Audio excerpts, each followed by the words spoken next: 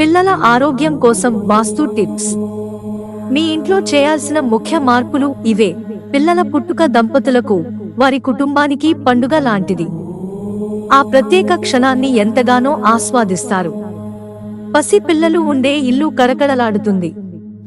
ఆనందం వెల్లివిరుస్తుంది. చిన్నారుల సంరక్షణకు ఇంటిల్లిపాది ఎన్నో చర్యలు తీసుకుంటారు. తల్లిదండ్రులకు విలువైన సూచనలు ఇస్తుంటారు. అయితే నవజాత శిశువు ఎదుగుదలకు కొన్ని వాస్తు మార్పులు చేయాలంటున్నారు. చిన్నారుల పెంపకం, ఆరోగ్యం, శ్రేయస్సు ఎదుగుదల కోసం పెద్దవాళ్లు ఇంట్లో పాటించాల్సిన వాస్తు టిప్స్ ఏవో చూద్దాం. ఇంట్లో దుమ్ము, ధూళి ఉంటే ప్రతికూల శక్తిని ఆకర్షిస్తాయి.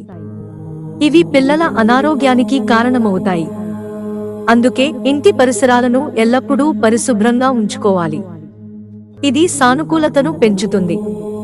పాజిటివ్ ఎనర్జీ పిల్లల శ్రేయస్సును ప్రోత్సహిస్తుంది. రాతి ఉప్పుకు పర్యావరణం నుంచి నెగటివ్ ఎనర్జీని గ్రహించే సహజ సామర్థ్యం ఉంటుంది.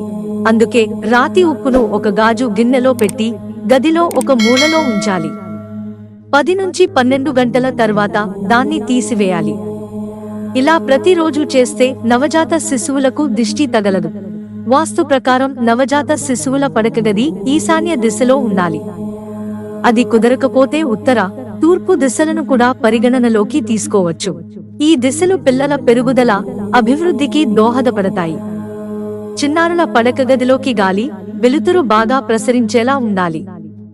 ఉదయపు సూర్య కిరణాలు పాజిటివ్ ఎనర్జీని తెస్తాయి. ఇవి శిశువు గదిలో ప్రసరిస్తే సూక్ష్మక్రిములను నిర్మూలిస్తాయి. వాస్తుశాస్త్రం ప్రకారం నవజాత శిశువు నిద్రించడానికి దక్షిణ దిశను ఉత్తమంగా పరిగణించాలి. పిల్లల తల దక్షిణం వైపు ఉండేలా చూసుకోవాలి. దీంతో నిద్ర బాగా పడుతుంది. వాయువ్య దిశ గాలి మూలకానికి సంబంధించినది. అందుకే ఇంట్లో ఈ దిశను శుభ్రంగా ఉంచుకోవాలి. దీంతో పిల్లలకు శ్వాస సంబంధ సమస్యలు తగ్గుతాయి. శిశువు దుస్తులు, బెడ్షీట్లు ఎల్లప్పుడూ ఒక క్రమ పద్ధతిలో ఉంచాలి. వాటిని శుభ్రంగా, చక్కని ప్రదేశంలో ఉండేలా చూసుకోవాలి. అందుకు నైరుతి దిశ సరైనది. నవజాత శిశువుల ఊయల అన్ని వైపుల నుంచి సులభంగా చేరుకోవడానికి వీలుగా గోడ నుంచి 2-3 అడుగుల దూరంలో ఉంచాలి. అది ఎలాంటి శబ్దాలు చేయకూడదు.